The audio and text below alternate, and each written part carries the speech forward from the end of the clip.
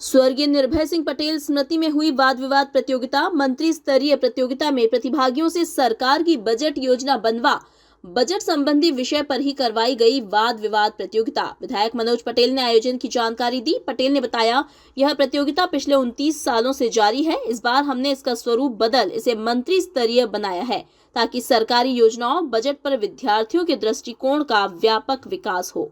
अर्थव्यवस्था की रीढ़ की हड्डी है।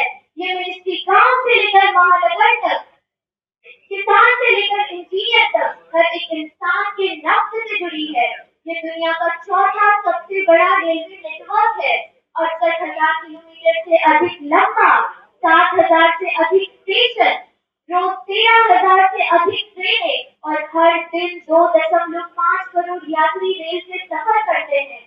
भारतीय रेल कभी कोयले की भट्टी पर चलती थी। वह दौर था जब धुआं और कोयले की काली भारतीय रेल की पहचान थी।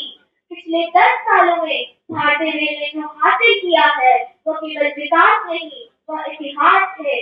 2014 से पहले जहां हर साल 600 रूट इलेक्ट्रीफाई होते थे, वहीं आज हम 6,000 से ज्यादा ट्रैक का इलेक्ट्रिफिकेशन पूरा कर चुके हैं।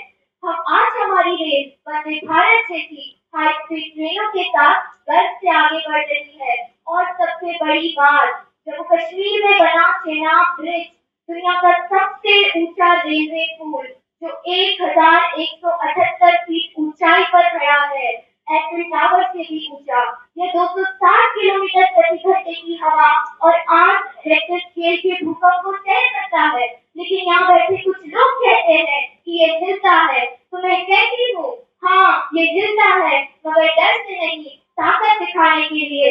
और ये साबित करता है कि हम आज केवल जमीन पर नहीं बल्कि आसमान में भी झंडे गाड़ चुके हैं। और अगर ये तकनीकी बुलंद हमें गर्व से भर देता है, तो हमारे रेल कर्मियों की आत्मा हमें प्रेरणा देती है।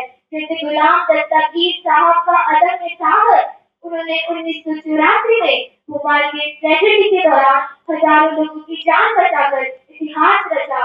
हम करेंगे, हम लड़ेंगे, हम जीतेंगे जी। और मैं भारत का नया नारा बताता हूँ कि पढ़ोगे लिखोगे तो जरूर बनोगे नवाब, ये पढ़ोगे लिखोगे तो जरूर बनोगे नवाब, और खेलोगे कूदोगे तब भी पूरे होंगे ख्वाब। जी हाँ, आज मैं घोषणा पत्र के द्वारा सरकार की दृष्टि बताने आया। ये न केवल कोई कागज का टुकड़ा नहीं है, ये एक दृष्टि है, एक सपना है।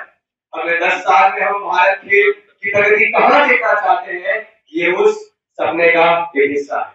तो चलिए आपको इस सपने से अवगत कराता हूँ।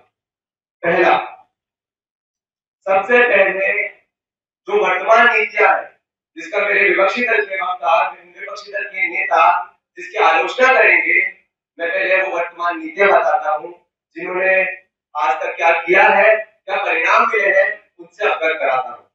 पहला, राष्ट्रीय खेल नीति 2001, जिसमें खेलो इंडिया योजना आई 2017 में स्थापित हुई, जिसका उद्देश्य था जमीनी स्तर पर खेलों को बढ़ावा देना, और जिसका परिणाम मिला ग्रामीण भागीदारी 30% में उसकी वृद्धि हुई।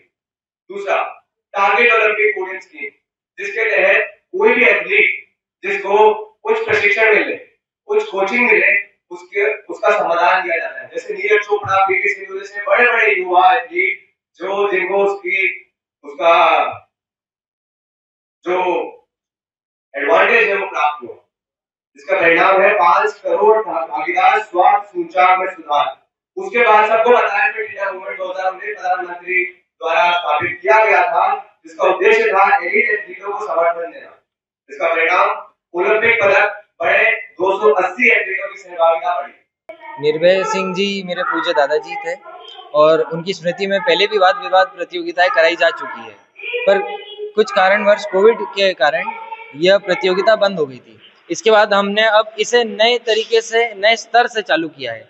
इसमें बच्चों को सिर्फ केवल वाद विवाद प्रतियोगिता में ही भाग नहीं लेना है, इन्हें घोषणा पत्र भी प्रस्तुत करना है, जिस घोषणा पत्र के कारण इनकी बच्चों की एबिलिटी मालूम पड़ेगी कि इनकी सोचने की क्षमता क्या है, ये क्या नीतियां रख सकते हैं, आने वाले भारत को किस तरह से नया शेप दे सकते हैं। कुल 36 बच्चे हैं और 18 स्कूलों से 36 बच्चे आए हैं, हर स्कूल से 2, एक पक्ष में एक विपक्ष में।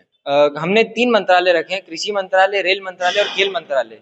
जिसमें अलग अलग विषयों पे बच्चे अपने घोषणा पत्र प्रस्तुत करेंगे और अपने 10 साल का विजन बताएंगे कि 10 साल में अगर वे मंत्री होते तो वे उस विजन के हिसाब से भारत को कहाँ लेकर के जाते, भले ही वो पक्ष का व्यक्ति हो या वो विपक्ष का व्यक्ति हो। लगभग कई सालों से उनके 29वां वर्ष है। अभी बीच में कोरोना काल के समय से इसको बंद हो गई थी। अब यह प्रतियोगिता हम नए स्वरूप में करने का प्रयास कर रहे हैं। इसमें इसका नाम दिया है मंत्री स्तरीय वाद विवाद प्रतियोगिता, जिससे कि हमने सभी प्रतिभागियों से कहा कि आप अपना बजट बनाएं और एक बजट बना करके समिति को दें और उसी जो आपने बजट बनाया है उसी पर आप डिबेट करें, ताकि ये जो बजट बनाया है हमारा इसमें उद्देश्य है कि यही आज युवा पीढ़ी क्या सोचती है सरकार के बारे में, क्या नया होना चाहिए, सरकार को क्या नया करना चाहिए, क्या कमियां हैं, ये सारा बजट उनका जो बनाया जाएगा ये हमने उनसे लिखित में भी बुलवाया है और ये बजट हम राज्य सरकार और केंद्र सरकार को देंगे। तो नए स्वरूप में हमने वापस से वाद विवाद प्रतियोगिता शुरू करी है और यह 29वां आज स्कूल की है, कल कॉलेज की रहेगी और 4 तारीख को इसके पुरस्कार वितरण होगा। अभी आज स्कूल की है। हमने इसमें पहले से कॉलेजों को दे दिया था, लगभग 20 कॉलेज स्कूल के करीब आए हैं।